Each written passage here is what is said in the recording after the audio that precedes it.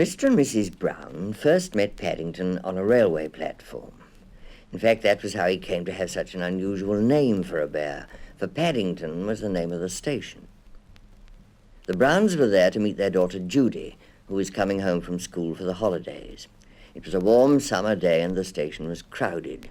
In fact, there was so much noise that Mr. Brown, who saw him first, had to tell his wife several times before she understood. A bear on Paddington Station? Brown looked at her husband in amazement. Don't be silly, Henry, there can't be. Mr. Brown adjusted his glasses. But there is, he insisted. I distinctly saw it. Over there by the Lost Property Office. It was wearing a funny kind of hat. Without waiting for a reply, he caught hold of his wife's arm and pushed her through the crowd towards the Lost Property Office. There you are, he announced triumphantly, pointing towards a dark corner. I told you so. Mrs. Brown followed the direction of his arm and dimly made out in the shadows a small, furry object. It seemed to be sitting on some kind of suitcase, and around its neck there was a label with some writing on it. The suitcase was old and battered, and on the side in large letters were the words, "Wanted on voyage." Mrs. Brown clutched at her husband. "By Henry," she exclaimed, "I believe you were right after all. It is a bear." She peered at it more closely. It seemed a very unusual kind of bear. It was brown in colour, a rather dirty brown, and it was wearing a most odd-looking hat with a wide brim, just as Mr. Brown had said. From beneath the brim, two large, round eyes stared back at her. Seeing that something was expected of it, the bear stood up and politely raised its hat, revealing two black ears. "Good afternoon," it said in a small, clear voice. "Oh, good afternoon," replied Mr. Brown doubtfully. There was a moment of silence. The bear looked at them inquiringly. "Can I help you?"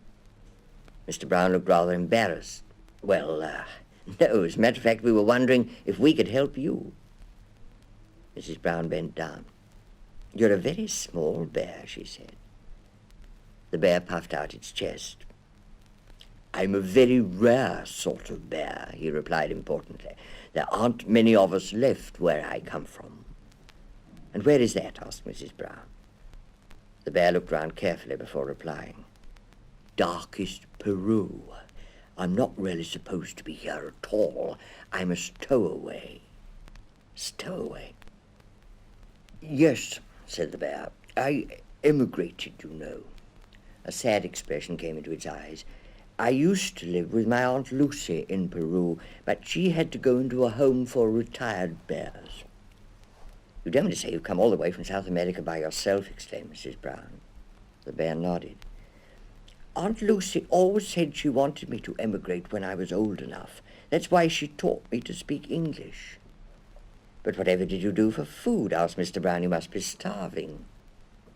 Bending down, the bear unlocked the suitcase and brought out an almost empty glass jar.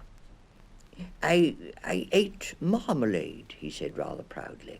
"Bears like marmalade. And I lived in a lifeboat." "Oh, but what are you going to do now?" said Mr. Brown. "You can't just sit on Paddington Station waiting for something to happen." "Oh, I shall be all right, I expect." The bear bent down to do up its case again.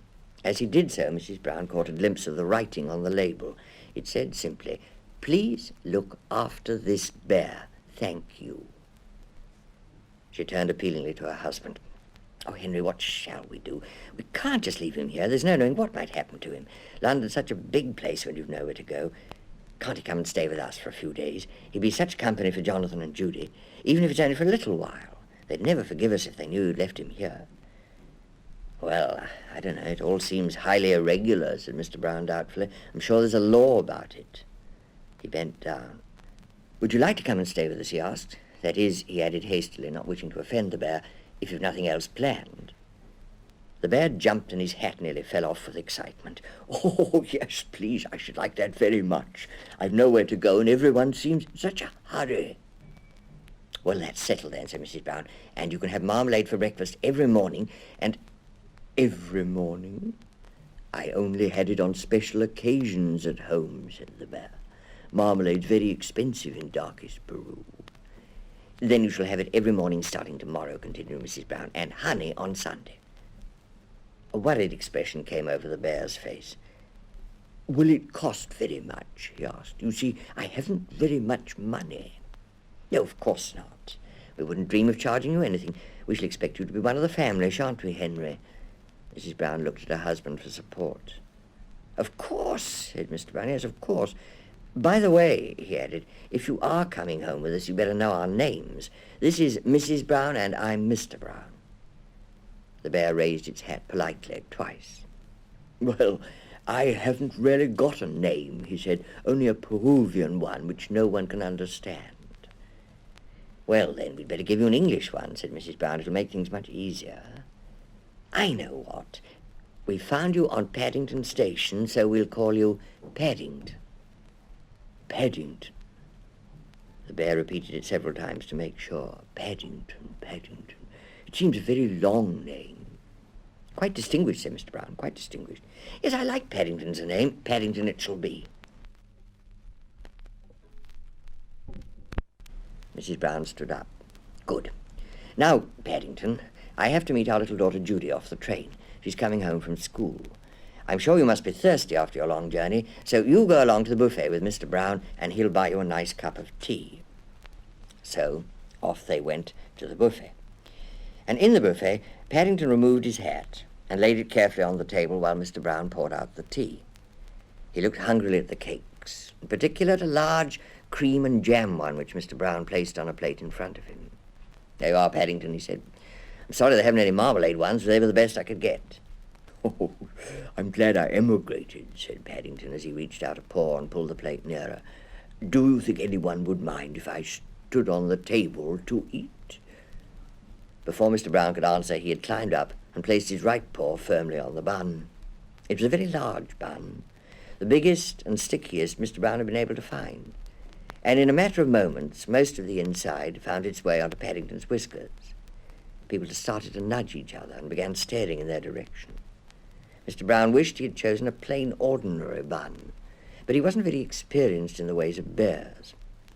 He stirred his tea and looked out of the window, pretending he had tea with a bear on Paddington Station every day of his life. Henry! The sound of his wife's voice brought him back to earth with a start. Henry, whatever are you doing to that poor bear? Look at him. He's covered all over with cream and jam. Paddington looked up to see that Mrs. Brown had been joined by a little girl with laughing blue eyes and long fair hair. He jumped up, meaning to raise his hat, and in his haste he slipped on a patch of strawberry jam, which somehow or other had found its way onto the glass tabletop. For a brief moment he had a dizzy impression of everything and everyone being upside down. He waved his paws wildly in the air, and then, before anyone could catch him, he somersaulted backwards and landed with a splash in his saucer of tea. He jumped up even more quickly than he had sat down, because the tea was still very hot, and promptly stepped into Mr. Brown's cup. Judy threw back her head and laughed until the tears rolled down her face. Paddington, who didn't think it at all funny, stood for a moment with one foot on the table and the other in Mr. Brown's tea. There were large patches of white cream all over his face, and on his left ear there was a lump of strawberry jam. Judy took one of his paws. Come along, Paddington. We'll take you home and you can have a nice hot bath. Then you can tell me all about South America. I'm sure you must have had lots of wonderful adventures. Oh, I have, said Paddington earnestly, lots. Things are always happening to me. I'm that sort of bear. When they came out of the buffet, Mr. Brown found a taxi and waved them across. The driver looked hard at Paddington and then at the inside of his nice clean taxi. Bears is sixpence extra, he said gruffly. Sticky bears is ninepence. Well, he can't help being sticky, driver, said Mr. Brown. He just had a nasty accident. The driver hesitated. Oh, all right, hop in. But mind, none of it comes off on me interior. I only cleaned it out this morning. The Browns trooped obediently into the back of the taxi.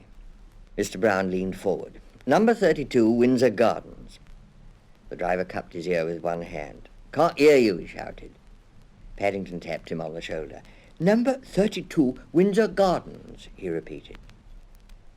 The taxi driver jumped at the sound of Paddington's voice and narrowly missed hitting a bus. Then he looked down at his shoulder and glared.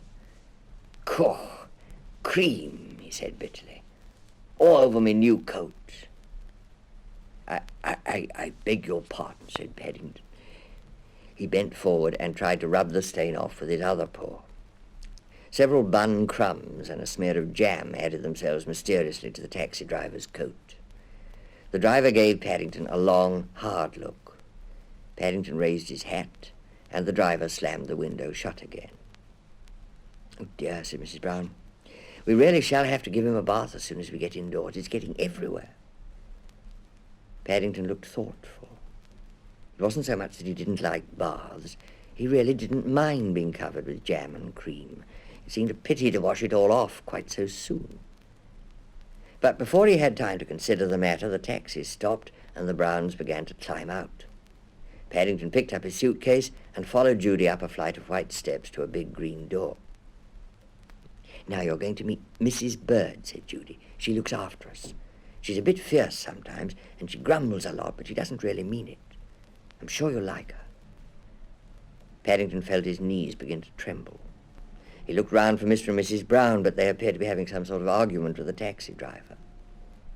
Behind the door he could hear footsteps approaching. "Well, I'm sure I shall like her, if you say so," he said, catching sight of his reflection on the brightly polished letterbox.